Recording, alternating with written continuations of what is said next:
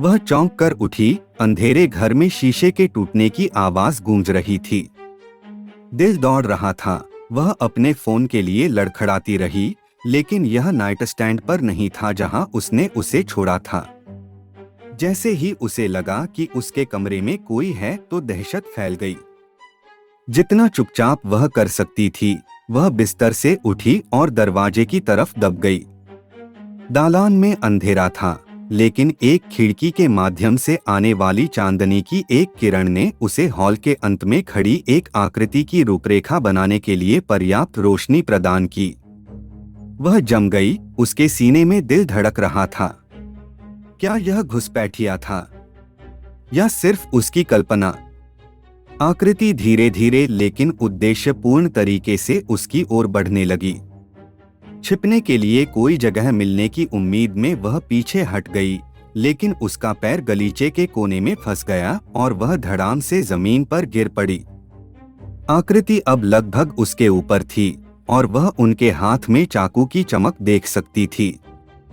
वह चिल्लाई। उम्मीद थी कि कोई उसे सुनेगा, लेकिन तब तक बहुत देर हो चुकी थी। आकृति उस पर झपटी। चांदनी में ब्लेड चमक रहा था। वह फिर से उठी, हवा के लिए हाँफ रही थी। यह सब एक बुरा सपना था। लेकिन जैसे ही उसने अपने कमरे के चारों ओर देखा, उसे एहसास हुआ कि कुछ गड़बड़ है। खिड़की खुली थी और फर्श पर टूटा हुआ कांच बिखरा हुआ था।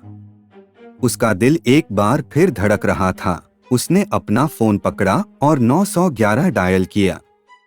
जैसे ही वह संचालिका के फोन उठाने का इंतजार कर रही थी, उसने सीढ़ियों पर कदमों की आहट सुनी। उसने फोन को कसकर पकड़ लिया, यदि आवश्यक हो तो अपना बचाव करने के लिए तैयार। कदमों की आहट तेज हो गई। अंत में द्वार में एक आकृति दिखाई दी। यह एक आदमी था, लंबा और मांसल। उसके चेहरे पर एक खतरनाक अभिव्यक्ति थी। आप कौन हैं? उसने मांग की। उसकी आवाज कांप रही थी। वह आदमी बस हंसा। क्या तुम मुझे याद नहीं करते? उन्होंने कहा। मैं वही हूं जिसे आपने 5 साल के लिए दूर रखा था। वह उसे देखती रही, अपना चेहरा रखने की कोशिश कर रही थी। और फिर उसने उसे मारा। वह आदमी था जिसके खिलाफ उसने अदालत में गवाही दी थी, वह जो महीनों से उसका पीछा कर रहा था। उसके बाद आखिरकार वह पुलिस के पास गई। वह उसके करीब गया और वह उसकी सांसों में शराब की गंध महसूस कर सकती थी। मैंने तुमसे कहा था कि मैं तुम्हें वापस लाऊंगा, वह गुर्राया। उसने फोन को अपने कान के पास दबाया, प्रार्थना कर रही थी कि पुलिस जल्द पहुंचे।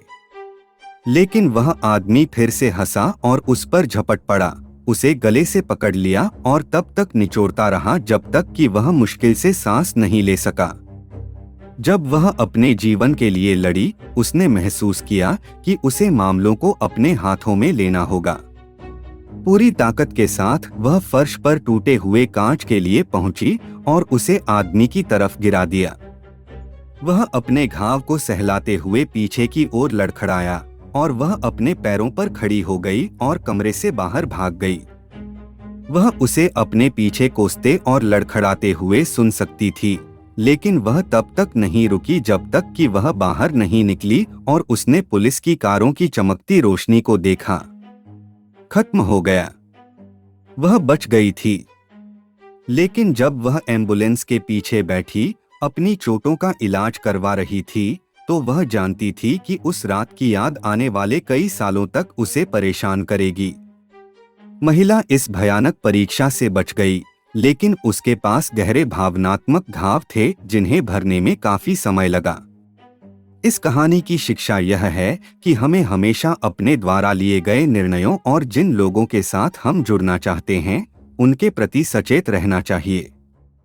हमें सावधान रहना चाहिए कि हम अपनी सुरक्षा को हल्के में न लें और हमेशा खतरनाक स्थितियों में अपनी रक्षा के लिए तैयार रहें।